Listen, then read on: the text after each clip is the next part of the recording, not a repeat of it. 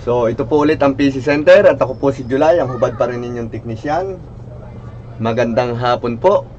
At ang ating pong subscriber ngayon ay 1,702. Maraming salamat po sa mga subscriber natin. At salamat po sa panonood ninyo ng video natin. So ang ating pong topic ngayon ay about solar panel, how reliable during rainy days. So ligpitin ko lang po itong BIR ko po at bayaran na naman po ngayon ng BIR, kaya recently hindi po nakatagawa ng video. At idugtong ko lang po, ang shop hour ko po ay 8 AM to 8 PM. So yung mga nagme-message po ay wag po sanang mainip at ginagawan ko naman po ng paraan para masagot lahat ng inyong mga messages. At yung po namang mga nagpapakompute ay sana naman po ay ibigay nyo yung total wattage, hindi po yung total ng appliances nyo. Kasi mahirap pong mag-calculate. Kasi kagaya po ng halimbawa water pump, mahirap pong i-calculate yung kasi iba-iba po ang wattage nun, iba-iba ang laki. So yun po. Sa mga nagtatanong po kung kayo nagkakabit, opo at saka hindi. Pag sobrang layo, hindi po ako nagkakabit. Pag po naman 5 kVA pababa, hindi rin po ako nagkakabit. Ano pa ba? Shout out po sa mga bago nating subscriber. At doon naman po sa mga nagre-request ng mga video ng kagaya po nung may mga special equipments na ginagamit, sabihin po natin ay magnetic contactor. Hindi ko po kayo mapagbibigyan agad-agad kasi ang aking pong YouTube video ay hindi po monetized. Ibig sabihin po noon, ang YouTube video ko po ay hindi kumikita. Kahit na po 1.7 na yan ay hindi ko po i-monetize kasi maaabala po ang mga manonood natin at sa sobrang hahaba po ng video ko ay marami pong patalastas yung sigurado. At doon naman po sa mga subscriber o nanonood na hindi tinatapos, sana po itapusin nyo para hindi masyadong maraming question. Kasi yan po ay 99.9 na tama. So may margin for error lang po ng 0.1%. So kung may kulang, may mali, itama nyo po at tatanggapin ko. At yun naman pong basher natin sa FB ay salamat po at ako po yata sumisikat na. Yung pong basher natin ay isa yatang installer o isang dealer na nagagalit po dahil ipinakikita ko yung calculation sa solar panel. So without further ado, ituloy na po natin ang ating video. So ang ating pong video ngayon ay regarding sa rainy days. Ang title po ay How Reliable During Rainy Season. So ang unang-una po nilang tanong kung ang solar po daw ay nagagamit tuwing tag-ulan. Ang sagot po ay opo. Nagcha-charge po ba tuwing tag-ulan? Ang sagot po ay opo.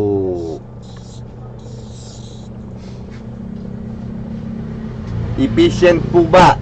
Ang sagot po ay yes and no. Explain ko po kung bakit yes and no ang sagot ko. May solusyon po ba? Ang sagot ko po ay yes. Para maging efficient ang inyong solar system sa bahay. Ma-off-grid, ma-on-grid, ma-hybrid. Basta po pwedeng kabitan ng battery. May solusyon po tayo. So, simulan na po natin. Naku, makunat na.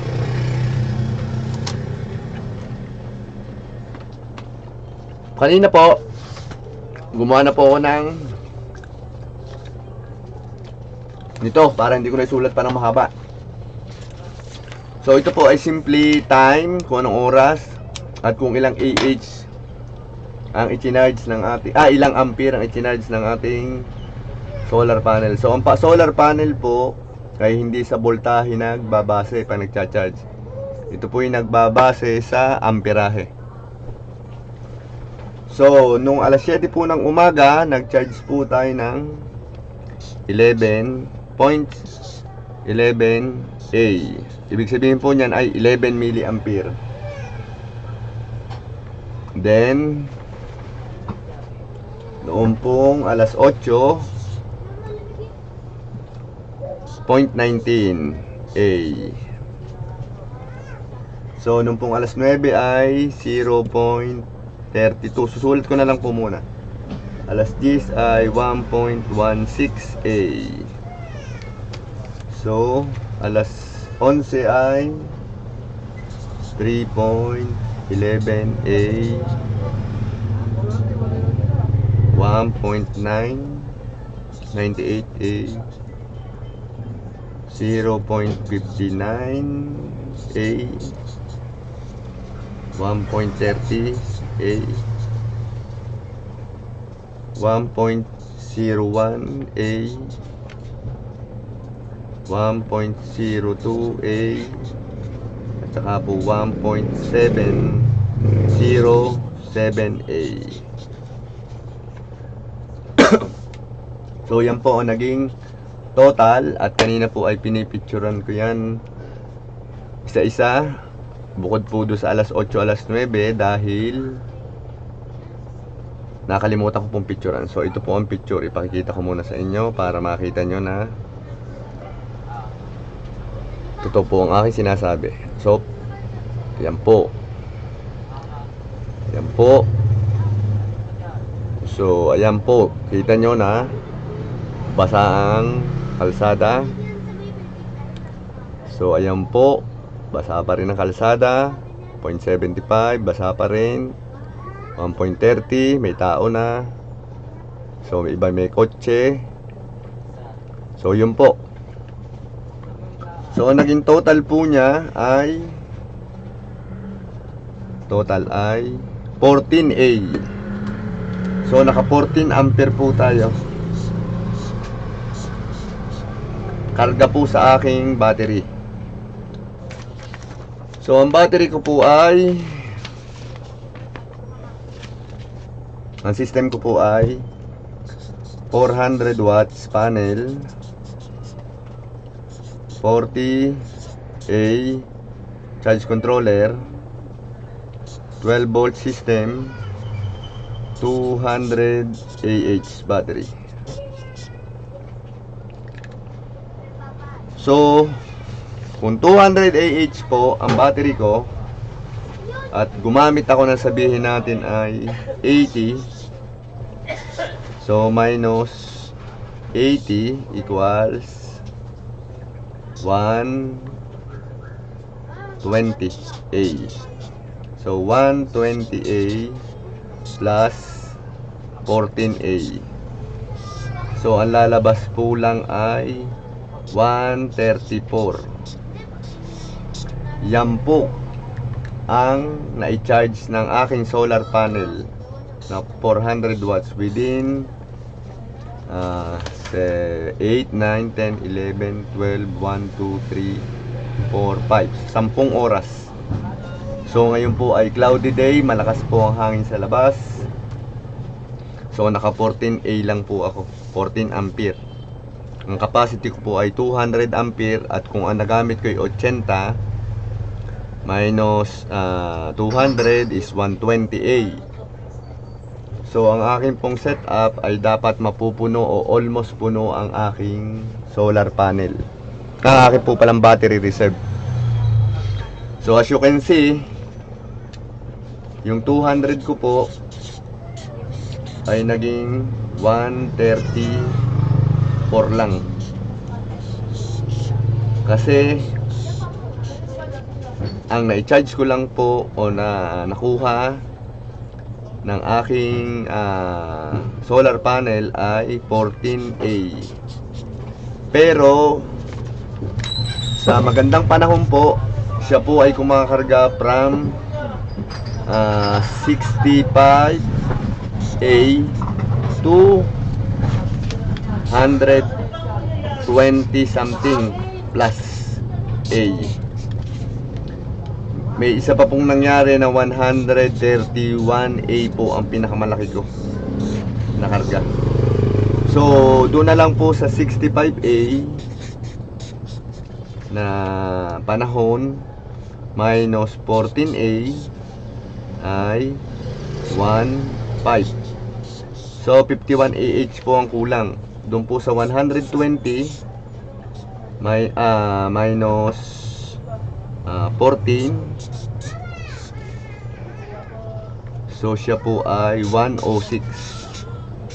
Ito po yung napakainit. Ito naman po ay normal lang ang init. Iinit, kukulimlim, iinit, kukulimlim. Ito naman pong si 14A natin, ito po ay halos buong maghapon umulan. So makikita nyo po dyan ang pagkakaiba ng maulap at sobra init at ng rainy days o rainy season. So kung kumakarga ka po ng 14A sa isang araw, kuha po akong bagong bond paper. Palagay ko po wala na. Oh, excuse me. So 200 AH divided by 14. Aking mahiwagang cellphone.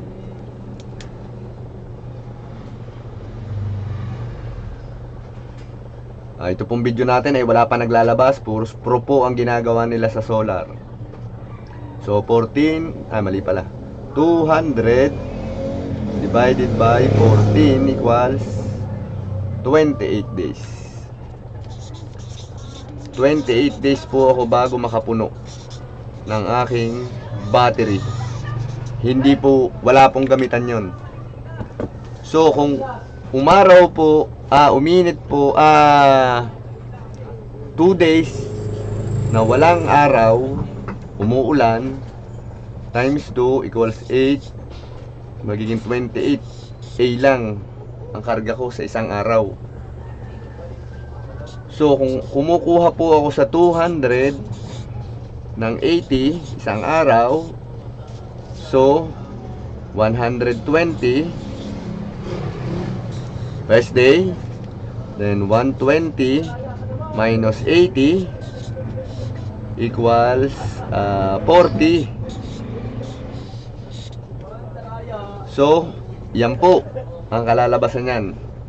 Dito po ay hindi ka na po pwedeng gumamit pa o hindi mo po pwedeng isagad ng more than 50%. Less than 50% po pala. So, yan po ang behavior ng solar system tuwing umuulan at kapiling ka. Kasama ka ba o kapiling ka? Yung kanta ng Eraserhead. So, makikita nyo po rito, pag po talagang sobrang init, nag-a-accumulate po ang 400 ng 120 plus A. Kung kumukulimlim po, nag-a-accumulate siya ng 60 plus A. Pero ngayong tag-ulan at talagang maulap at maya lumuulan at walang kainit-init, yan lang po ang nakolekta ko. So, 14A. So ngayon po kung itatanong nyo kung ang efficiency ng solar panel tuwing tag-ulan, yan po ang sagot ko sa inyo. Ang sagot ko po ay hindi. Pero may solusyon po dyan. Wala pa po sigurong nakakapagsabi at wala pa po nakikita dito sa mga local na ating mga DIYers ng solar panel. Pasensya na po ulit sa mga DIYers natin. At may ipakikita na naman po akong bago. So let's say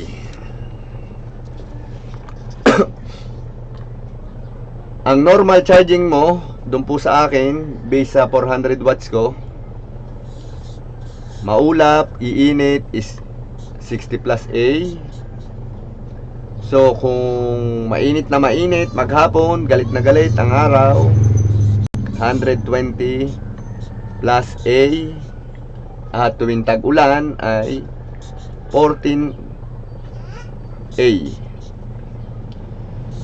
So yan po. So papaano kung dalawang araw na maulan? So 14 plus 14A equals 8, 28A. Ano pong mangyayari sa 28A kung nagko-consume ka ng 80A sa isang araw? So 80A, 80 para hindi po kayo malito, 80 times 12 equals, ilalagay ko lang po sa watts kasi baka po malito na kayo. 80 times 12, yung pong 12 ay 12 volts, so 960 watts.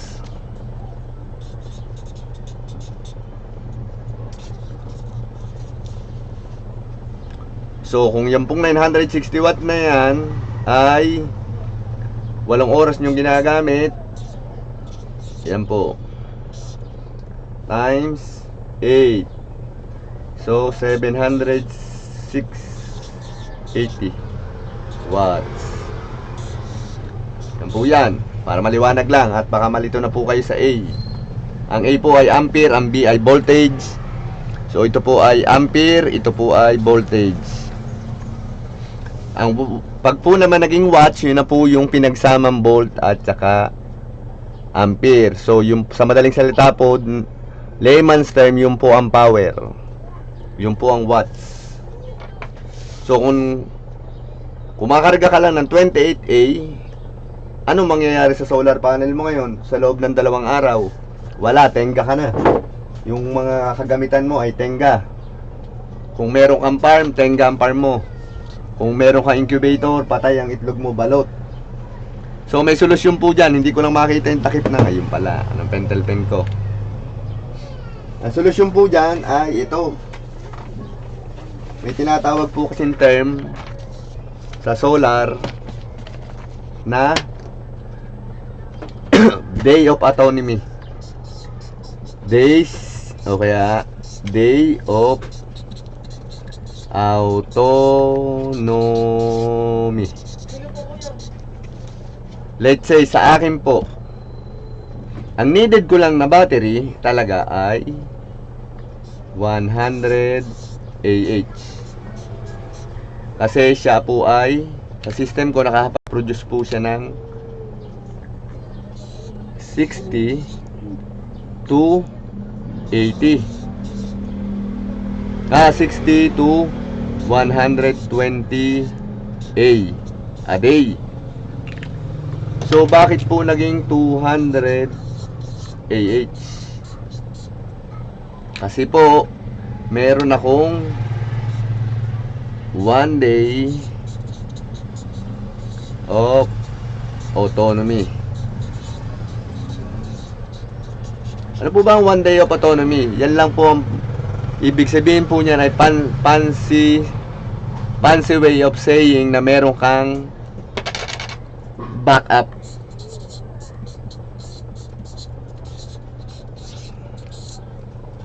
Yan po yan.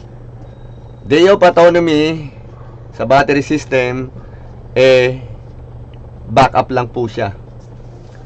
So meron po akong 1 day of autonomy. So let's say ngayon po ay umulan. So ang naikarga ko lang, ang nakuha ko ay 80. Ang naikarga ko ay 14. So 80 magiging 24 plus 14 equals 38 plus 100. Ito po yung simpleng explanation ha. Pero kung gusto nyo pong malaking explanation, di pupunta po, itatakel po natin yan ng mas malalim. So ibig sabihin po meron pa akong 130 ampere.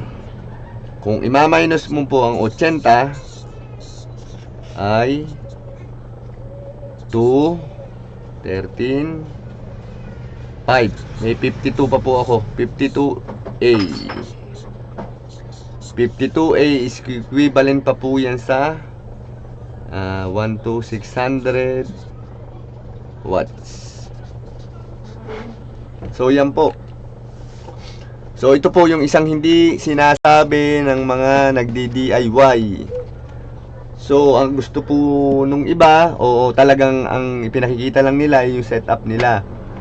Pero hindi po nila binanggit yung day of autonomy nila o yung backup nila for 1 day. So ang ideal pong backup is for 2 day. Paano po naman ginagawa yon? So kung 2 day, add ka ng panel plus panel plus battery. Ang catch lang po ng may day of autonomy ka ay mas malalaki yung gastos mo sa panel at saka sa battery. Pero meron din pong ginagawa dyan para hindi naman po masyadong malaki ang gastos sa battery.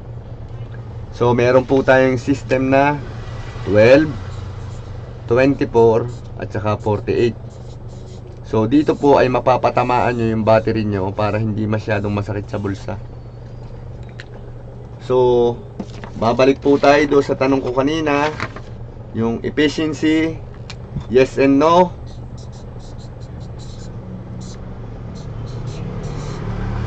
At kung may solusyon,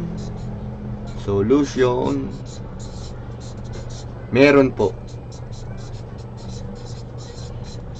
Yung pong day of autonomy.